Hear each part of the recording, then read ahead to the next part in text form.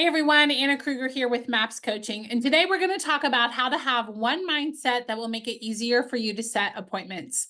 All right, well, the mindset is the assumption that this person is absolutely going to hire me. When we believe that this person's going to hire us, even before they pick up the phone, it's going to be a lot easier for us to say things like, when we meet, when we get together, you're going to love our marketing plan, or you're going to love our listing system.